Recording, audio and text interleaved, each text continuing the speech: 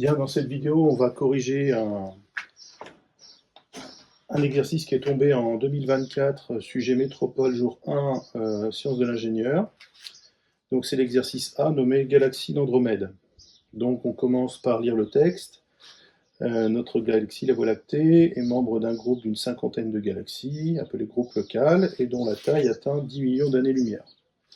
Pour l'instant, je ne pense pas qu'il y ait besoin d'extraire quelques informations que ce soit. Ce groupe est dominé par deux galaxies spirales massives, la Voie lactée, donc notre galaxie à nous, et la galaxie d'Andromède, qui contient 2 à 5 fois plus d'étoiles que la Voie lactée, séparées d'environ 2,5 millions d'années-lumière. Donc pour l'instant, moi, la seule donnée que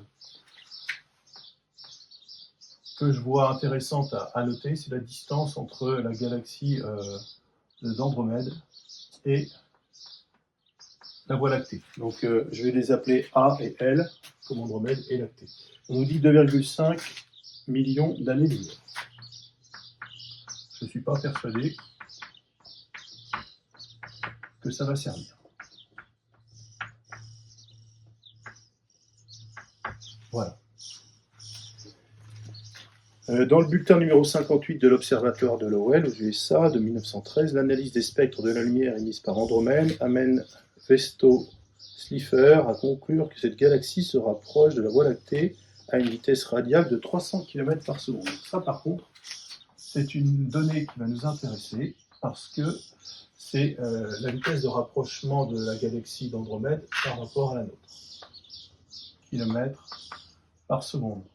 Donc moi, ce que je vais faire, c'est que tout de suite, je vais convertir ça en 300 fois 10 puissance 3 mètres par seconde, c'est-à-dire 3,00 fois 10 puissance 5 mètres par seconde.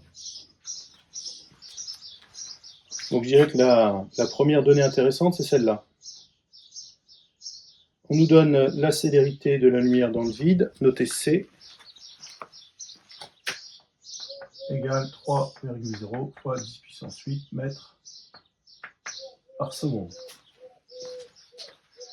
La mesure par analyse du décalage de fréquence dit effet Doppler indique que la galaxie d'Andromède se rapproche de la Voie lactée.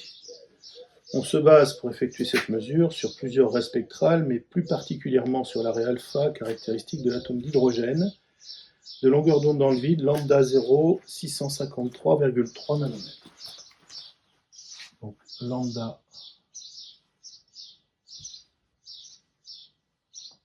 0, 653, 6,3 nanomètres. Donc j'essaie de garder mon code couleur pour avoir en bleu les unités du système international. Ça fait 656,3 fois 10 puissance moins 9 mètres. Question 1. Décrire qualitativement ce qu'est l'effet Doppler.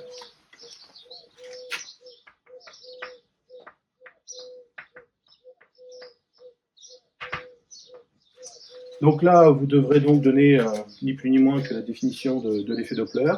Donc déjà, c'est un phénomène qui intervient sur des ondes qui se propagent, et au cours de leur propagation, on constate que la distance entre l'émetteur de l'onde et celui qui va recevoir cette onde, cette distance va varier au cours de la propagation de l'onde. Donc c'est le phénomène qui est lié à cette variation de distance au cours de la propagation de l'onde qui va faire que la fréquence perçue par le récepteur ou la longueur d'onde observée par le récepteur va varier. Donc ça, c'est ce qu'on appelle l'effet Doppler. Question 2. Montrer que dans le cas où la source d'une onde lumineuse de fréquence FE se rapproche du récepteur fixe à une vitesse V, la fréquence reçue de l'onde de célérité C mesurée par le récepteur s'écrit sous la forme FR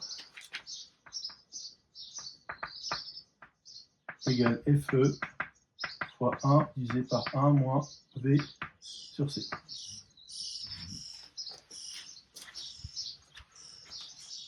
Donc ça, la démonstration, je vous encourage à regarder une vidéo que j'ai faite et qui est dans le cours, où je fais la démonstration intégrale de cette formule avec éloignement et rapprochement. Donc avec un signe moins quand ça se rapproche, et avec un signe plus quand ça s'éloigne. Donc démonstration, voire vidéo précédente. Je ne vais pas faire deux fois la même chose, ça sert à rien. Question 3, donc on part du fait qu'on a démontré que c'est bon. Donc je vous rappelle la démonstration très rapidement. Il faut décomposer la propagation de l'onde en 4 temps. Le temps T1 qui est la date de la première émission de l'onde par l'émetteur. La date T2 qui correspond à la date de la première réception de cette onde par le récepteur. La date T3 qui correspond à la date de la seconde émission par l'émetteur et la date T4 qui correspond à la deuxième date de réception, qui correspond à la deuxième réception de l'onde par le récepteur. Donc vous reprenez la démonstration et on voit qu'on retrouve assez rapidement cette expression. Une approximation mathématique classique nous dit que quand on a 1 divisé par 1 moins x, et quand x est très petit devant 1, 1 divisé par 1 moins x est équivalent à 1 plus x.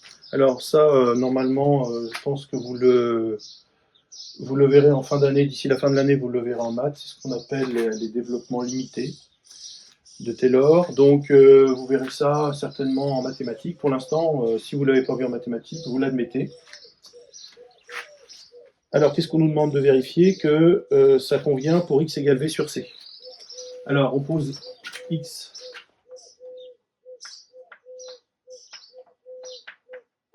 égale v sur c. Et pour que l'on puisse écrire cette équivalence mathématique, il faut que x vérifie donc cette inégalité, c'est-à-dire qu'il soit très très petit devant 1. Donc nous, on va faire le calcul, puisqu'on a nos données qui sont ici. On a V, on a C. Donc c'est 3,00 fois 10 puissance 5 mètres par seconde, c'est ça, divisé par 3,0 fois 10 puissance 8. On trouve 1 fois 10 puissance. Alors, on va respecter les chiffres significatifs. Là, j'en ai 2, là, j'en ai 3. 1,0 fois 10 puissance moins 3. Et 10 puissance moins 3, c'est bien très petit devant 1. Donc, on vérifie bien l'hypothèse mathématique qui est ici. Donc, ça veut dire que cette expression qui est ici, on va pouvoir la remplacer par du 1 plus x, c'est-à-dire 1 plus v sur c. Voilà ce que ça veut dire. Alors, en sciences, c'est une sorte d'usage, hein, il n'y a rien d'écrit. On considère qu'une grandeur est négligeable devant une seconde lorsque le rapport est inférieur à 10 puissance moins 2. C'est-à-dire qu'en gros, quand une grandeur est 100 fois plus grande que l'autre. À partir de 100, on considère que la première est négligée devant la plus grande. Ce qui est le cas ici, parce qu'on a 3 ordres de grandeur d'écart et non pas 2. Donc on est assez large au niveau de cette convention choisie par les physiciens. Alors, question 4, montrer que dans ce cas, on peut écrire l'expression du décalage Doppler, donc delta F, qui est égal à F R moins FE, c'est environ égal à FE fois V sur C. Donc ça, c'est ce qu'il faut démontrer. On va se servir donc de la question 3, bien évidemment, et de la question 2. Donc la question 3 nous permet de dire que 1 sur 1 moins x, c'est égal à 1 plus x, soit ici, 1 divisé par 1 moins v sur c, c'est égal à 1 plus v sur c. Ça, c'est la question 3 qui nous permet d'affirmer ça. On peut l'écrire d'après Q3. Donc, l'expression de FR devient FE fois 1 plus V sur C. Par conséquent,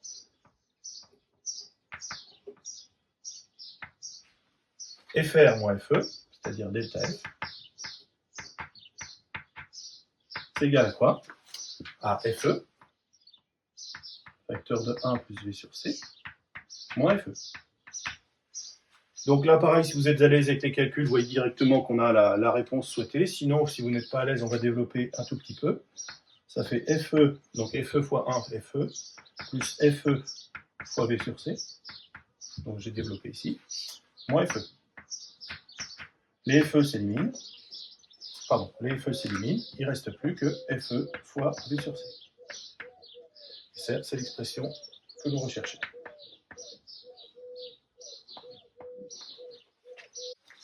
Donc pour répondre à la question 5, calculer delta F, on sait que delta F, dans la question précédente, donc à laquelle on a répondu juste avant, c'est égal à FE fois V sur C.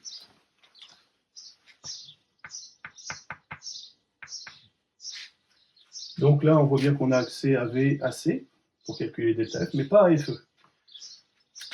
Or, lambda égale C sur FE.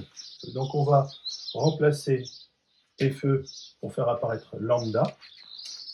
Donc le lambda émis, c'est le lambda 0, soit FE égale C sur lambda. Donc l'expression devient delta F est égal à FE, c'est-à-dire C sur lambda fois V sur C.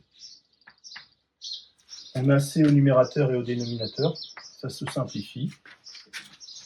Donc delta F, c'est tout simplement égal à V sur lambda.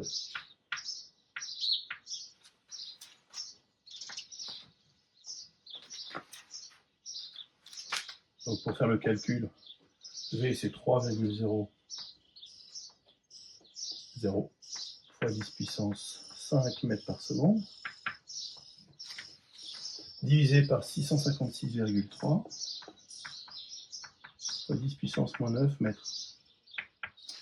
Alors j'ai fait le calcul, on trouve 4,57 10 puissance 11 Hz.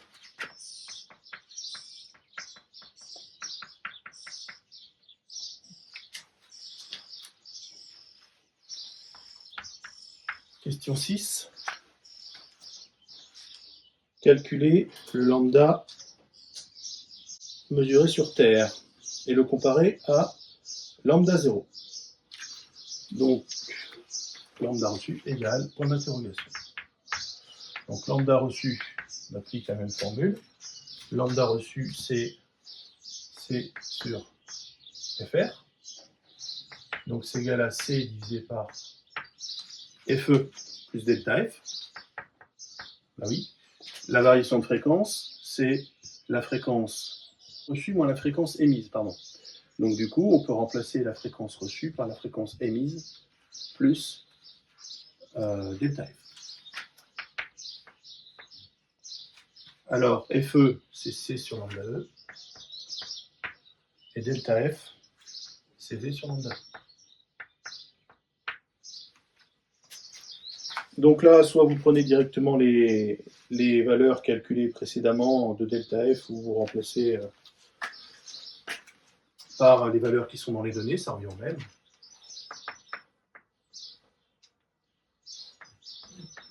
Vu que le calcul, on l'a déjà fait, vous pouvez utiliser delta F directement. Pour ce que je vais faire ici, d'ailleurs, ça ira un petit peu plus vite.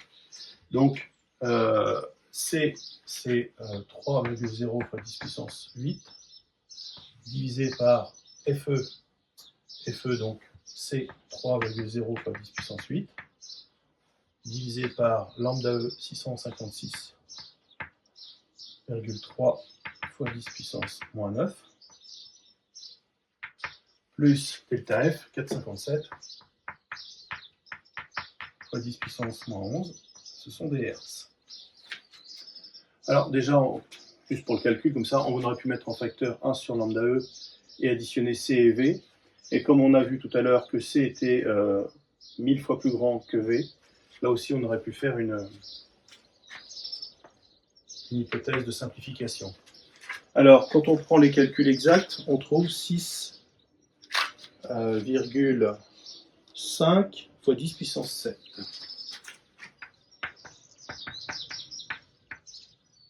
10 puissance moins 7, pardon, mètres. Alors là, on est embêté. Là, on est embêté parce que si on applique la règle des chiffres significatifs, là, nous avons un calcul qui est réalisé avec 2 chiffres, 4 chiffres, 3 chiffres. La règle nous dit qu'on se fixe sur le nombre qui en possède le moins pour donner le résultat. Donc 2. Le problème, c'est que si on garde 2 chiffres significatifs, on ne peut pas comparer lambda R à lambda 0, puisque ici, lambda 0 est donné à 4 chiffres, donc la comparaison, on l'attend à 4 chiffres. Donc selon moi, il y a une petite entorse à la règle à faire, puisqu'on est d'accord que normalement, on donne 2 chiffres significatifs.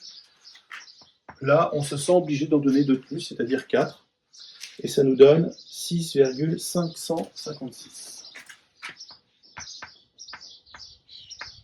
10 puissance moins 7 mètres, c'est-à-dire 655,6 nanomètres. Alors encore une fois, on fait une petite entorse à la règle, puisqu'on a l'habitude de donner les résultats des calculs dans les unités du système international.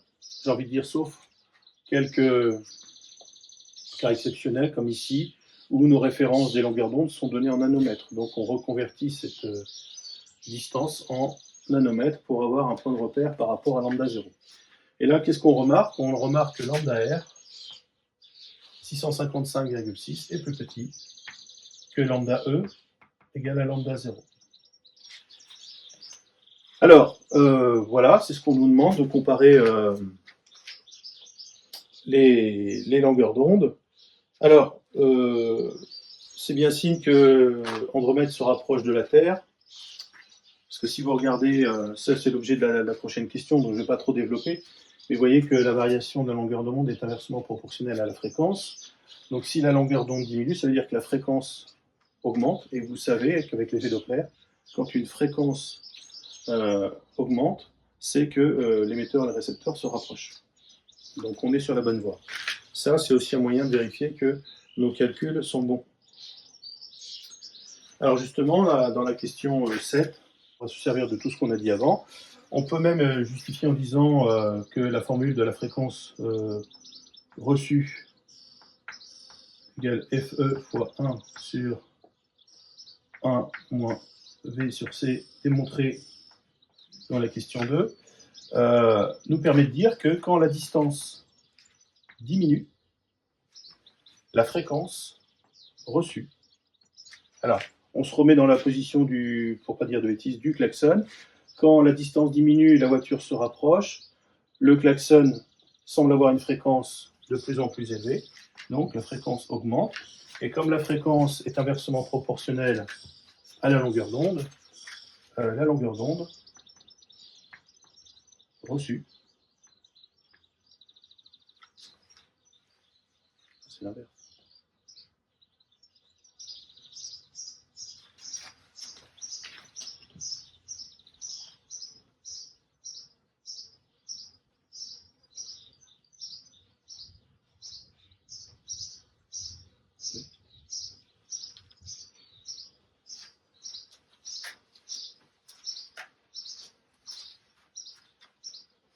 Donc on voit bien que quand la distance diminue, donc que l'émetteur et le récepteur se rapprochent, donc on imagine bien la voiture qui klaxonne, qui se rapproche du récepteur, on a la sensation que le klaxon émet un son de plus en plus aigu.